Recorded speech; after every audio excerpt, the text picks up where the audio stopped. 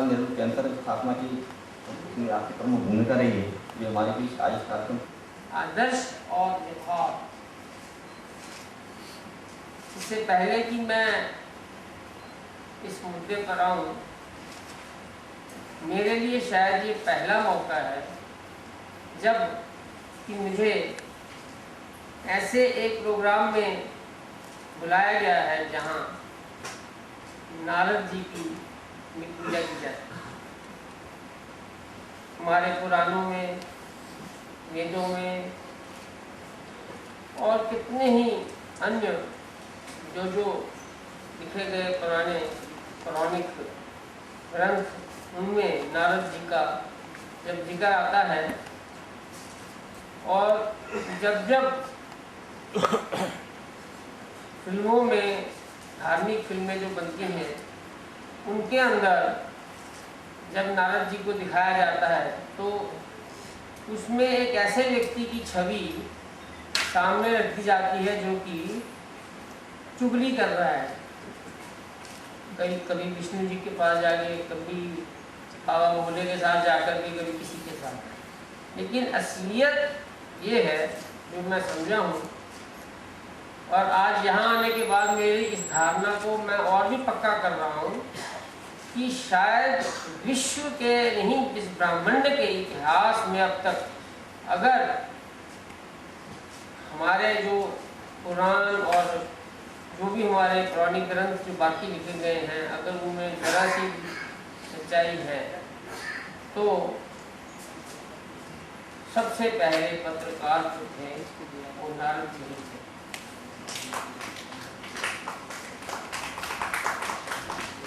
और उनकी भूमिका, जिसको कि बिगाड़ करके हमारे जितने भी फिल्में बनती हैं उनमें दिखाया जाता है,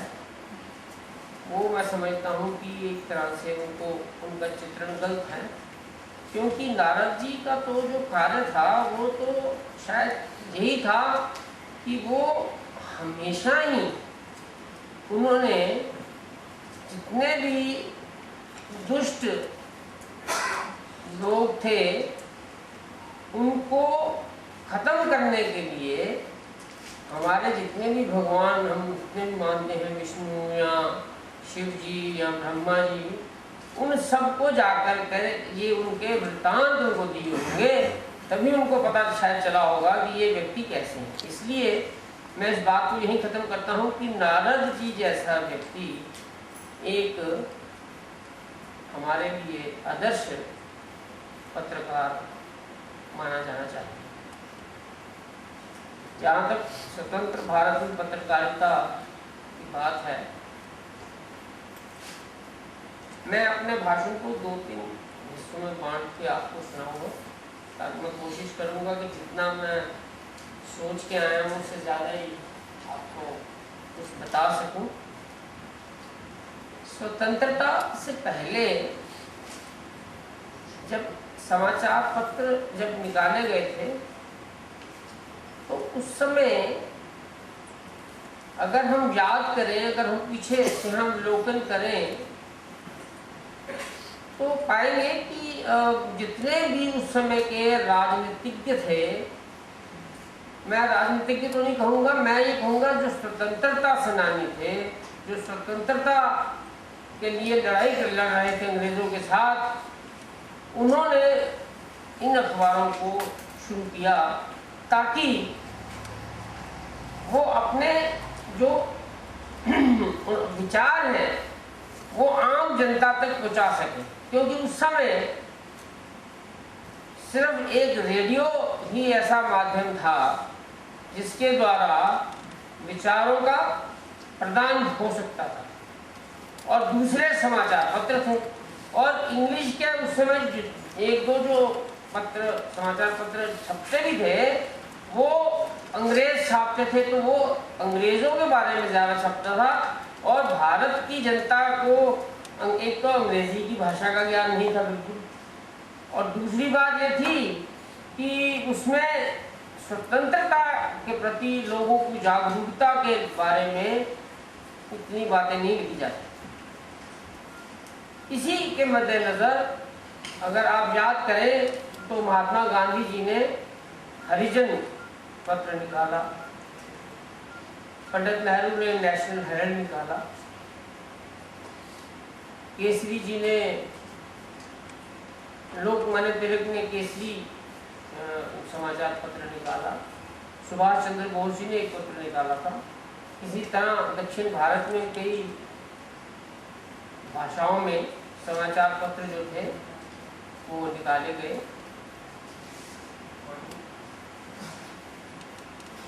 गर्मी ज़्यादा ही है यहाँ। उनका एक ही लक्ष्य था कि किसी भी तरह से हम अपने विचारों को जनता तक पहुंचा सकें। मुझे याद है कि मेरे दादा लाला जगत नारायण जी लाहौर में उस समय कांग्रेस प्रदेश के जनरल सेक्रेटरी थे, और हमारे परदादा जी ने, जो कि लायलपुर रहते थे, जब लाहौर में उन्होंने स्वतंत्रता सेनानी की तरह लड़ना शुरू किया और जो लाला लाजपत राय जी थे उनके साथ उनका संबंध स्थापित हुआ, तो लाला जी ने लाला लाजपत राय जी के साथ मिल करके उस समय एक समाचार पत्र निकाला था, जय हिंद। और जब साइमन कमीशन के भारत आने पर उसको रोकने के लिए लाला लाजपत राय जी को लाठियां पड़ी और उनकी कुर्बानी हुई, तो उसके बाद उस अखबार का पूरा भार जो था वो मेरे दादाजी लाला जगत नारायण जी के ऊपर पड़ गया। उससे पहले लाला लाजपत राय जी इस अखबार में अपने संपादकीय लिखा करते थे, मेरे दादाजी भी कभी कभार लिखते थे, लेकिन उसके बाद उन्होंने उसको संभाला। लेकिन हर चौथे दिन या हर हफ्ते के बाद इन सभी जितने भी समाचार पत्र जो निकाले जाते थे, उनमें जब भी कोई भाषाई समाचार पत्रों में कोई अंग्रेजों के विरुद्ध या देश के लोगों को स्वतंत्रता के प्रति जागरूक करने की बातें जब लिखी जाती थी, तो अंग्रेज जो थे उस अखबार को बंद करवा देते थे, और फिर जमानत पर फिर पैसे जब जमानत पर लोगों से इकट्ठे करके अंग्रेजों को दिए जाते थे, और फिर ये अखबार 2-4 दिन 10 दिन चलते थे, फिर बंद कर दिए जाते थे। लेकिन इन अखबारों ने अपना एक खास रोल अदा किया भारत की स्वतंत्रता में, ऐसा मेरा मानना है। अपने ही विरुद्ध बिना नाम के संपादकीय लिखा करते थे। क्यों? क्योंकि पंडित नेहरू को ये पता था कि मेरा जो अखबार है, क्योंकि मैं देश का प्रधानमंत्री हूँ, तो ऐसे वक्त में मेरी अखबार को ये ना लगे, बट्टा लगे कि भी मैं क्योंकि प्रधानमंत्री हूँ तो नेशनल हेराल्ड जो है वो मेरा पिछलग्गू है। मुझे आज भी याद है एक उनका कोटेशन थी पंडित नेहरू की, जब कॉन्स्टिट्यूशन की डिस्कशन पार्लियामेंट में हुई थी। उन्होंने एक बार कहा था, I would rather not like to have a press but to have a free press. इसका अर्थ है कि पंडित नेहरू ने कहा था कि मैं नहीं चाहूंगा कि इस देश में प्रेस हो, लेकिन अगर हो तो उसको लिखने की पूर्ण स्वतंत्रता। तो ऐसे ऐसे नेता थे। सिर्फ पंडित नेहरू नहीं, सरदार पटेल, रोहिया जी ने भी हमारे स्वतंत्रता संग्राम में लड़ने वाले लोग जो कि बाहर में जितनी भी सरकारें बनी, उनमें इन लोगों ने अपना एक खास रोल अदा किया, और समाचार पत्रों की स्वतंत्रता के ऊपर उन्होंने आंच नहीं आने दी कि जो समाचार पत्र जितना ज्यादा इंदिरा गांधी और उनके सपुत्र के संजय गांधी के विरुद्ध लिखते थे उनको ज्यादा उन पर बंदिशें थी। एडिटरों को भी पकड़ पकड़ के राजनीतिज्ञों के, विपक्ष के राजनीतिज्ञों के साथ साथ जेलों में फूंक दिया गया। और मैं अपने अखबार के बारे में आपको बताना चाहता हूँ कि मैं उन दिनों क्रिकेट खेलता था और मैं जब मैच खेलने के लिए जाता था तो जिस दिन इमरजेंसी लगी उसी दिन मेरे दादाजी, पिताजी और मैं उस समय बहुत ही छोटी उम्र का था, शायद 17-18 साल का था, और मुझे भी पकड़ के ले गए और जेल में डाल दिया। मुझे याद है फिरोजपुर जेल में हम तीनों, मेरे दादाजी, पिताजी और मुझे, और वहाँ पर फिर बाकी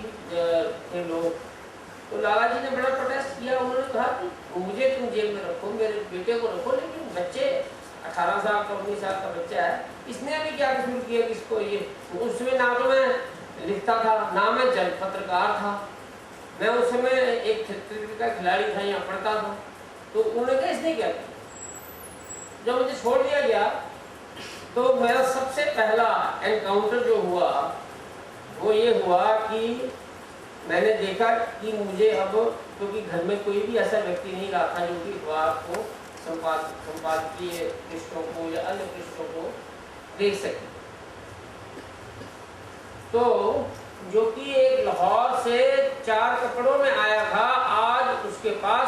करोड़ों की संपत्ति कैसे बन गई। और उसके साथ जहां जहां उसने संपत्ति बनाई उसकी फोटो छापी।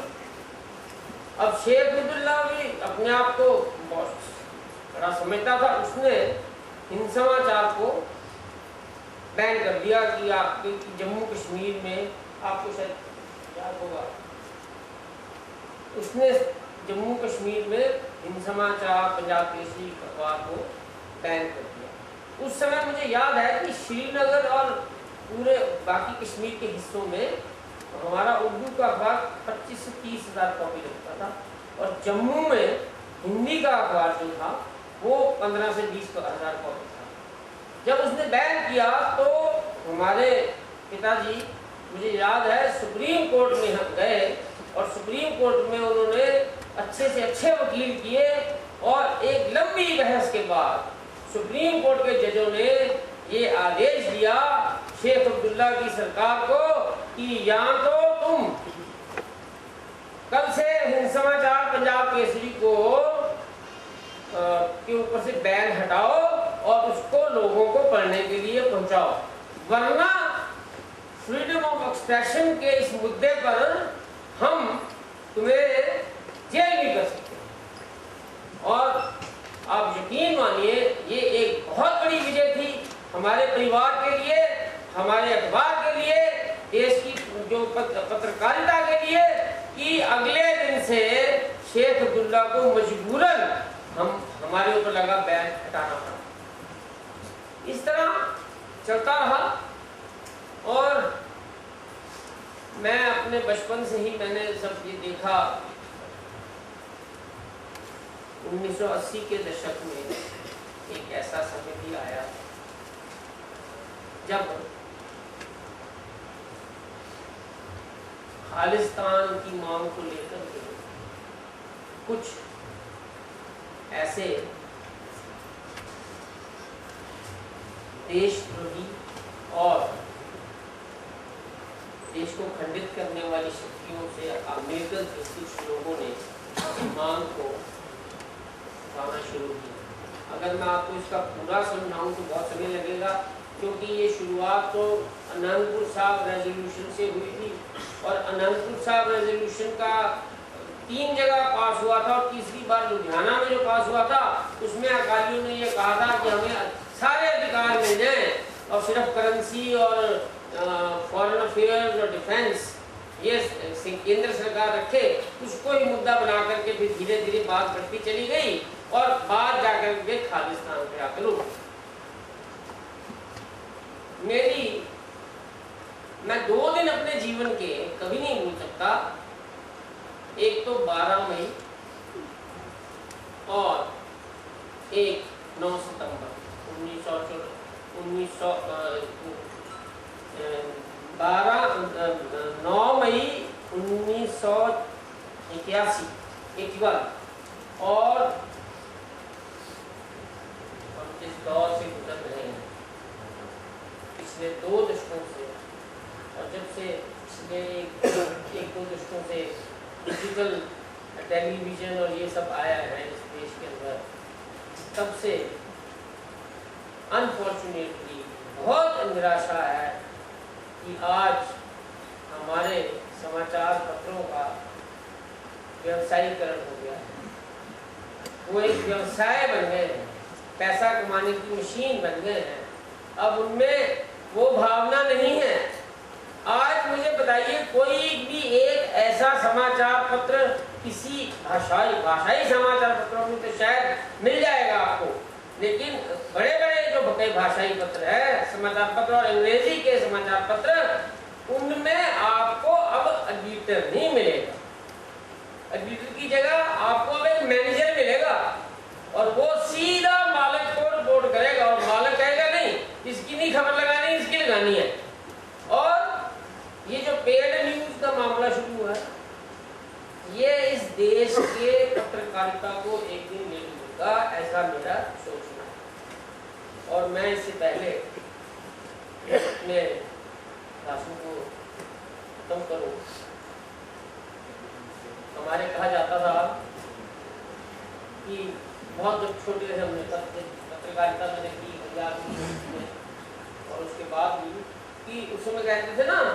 कि बंदूक निकालो ना तलवार निकालो, जब तो मुकाबिल हो तो बाहर निकालो। तो अब मैंने इसकी तुकबंदी और बनाई, मैं कहता हूँ बंदूक निकालो ना तलवार निकालो, अगर ब्लैकमेल करना हो किसी को तो बाहर